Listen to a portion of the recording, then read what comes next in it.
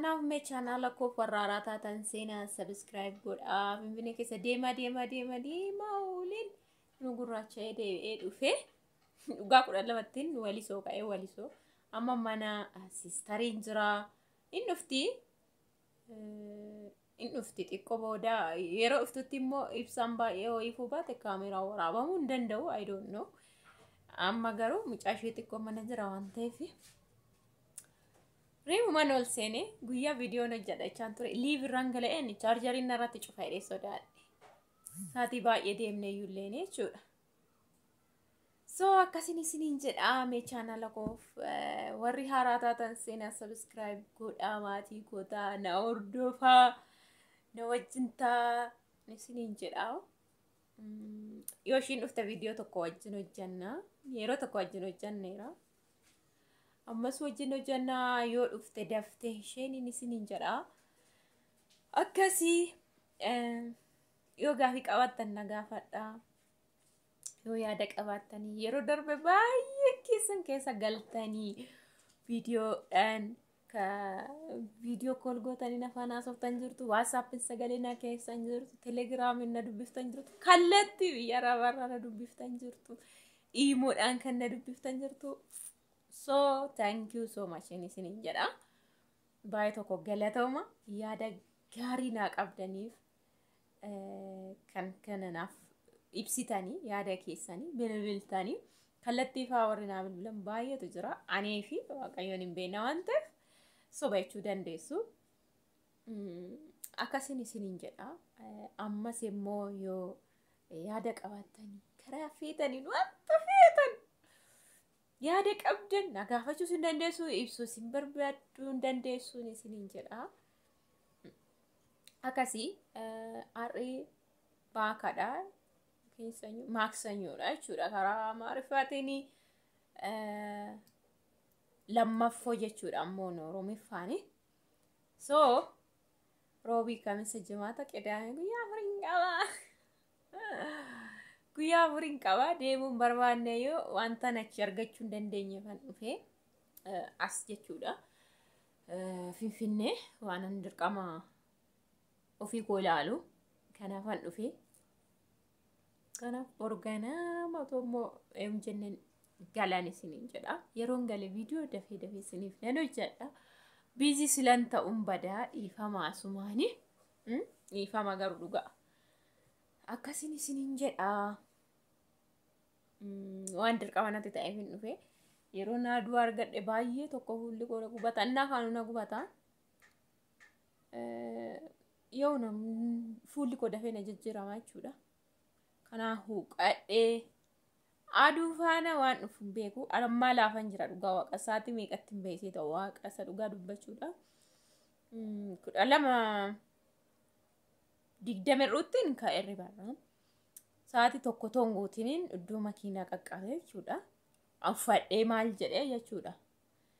Baqa sa'aatii 11 ka'eedha amma kanaatti. Maaliif ka'ee maal jedhee.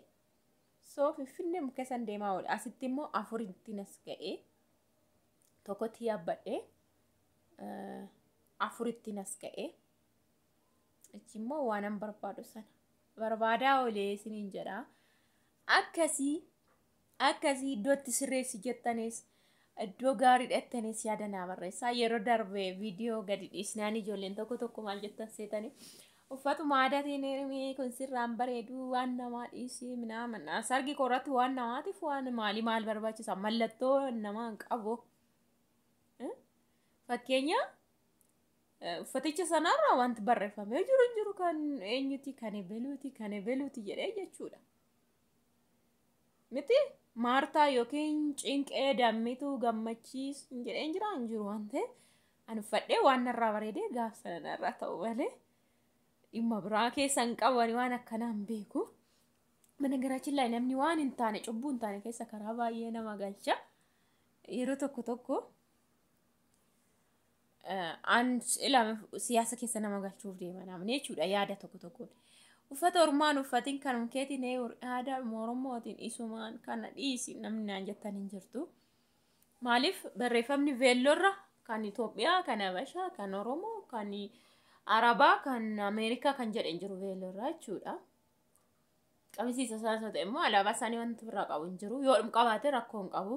Tokkoffaa asitti iddoo tokkotti wanti gaafiinatti ta'uuf qirne yeroo baay'ee gaafiinatti ta'ee deebii dhabu jira. Maa inni seetan dhugaa waaqayyo. An fakkeenyaan naa biyyaa ba'an paaspoortiin keenya Oromiyaa jedhamu Itoophiyaa jedha. Deebisaame. Itoophiyaa jedhamiti ilaani waan biraa keessa galuu miti jechuudha. Garuu afaan kun Oromoofa dubbachuun Oromoofa bakka Oromoo waan hin ta'eef Oromoofumaan dubbadha. Oromoofaan fayyadama. Oromoofaan wanta ta'e bahee galaa jiraadhaanii kana yoomuu hin jijjiiru sanan beeka.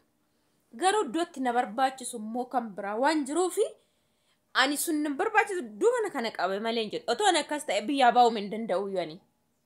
Hin jiru ka Oromoodhaan kan jiru paaspoortiin Oromoo yoodhaan bahe kun biyya Oromiyaatiin jedhee bahe hin jiru waan ta'eef ishi immoo otoo itti fayyadamu immoo kintir godhee jibbu otoo paaspoortii Itoophiyaa jedhu baadhee biyya Oromaa keessatti hin jiraadhee kabajamee galuu jibbu immoo jedhu hin ta'u ko ittiin inni fayyadamaa jira akkamittan jedhe sheemin nama hin qabu.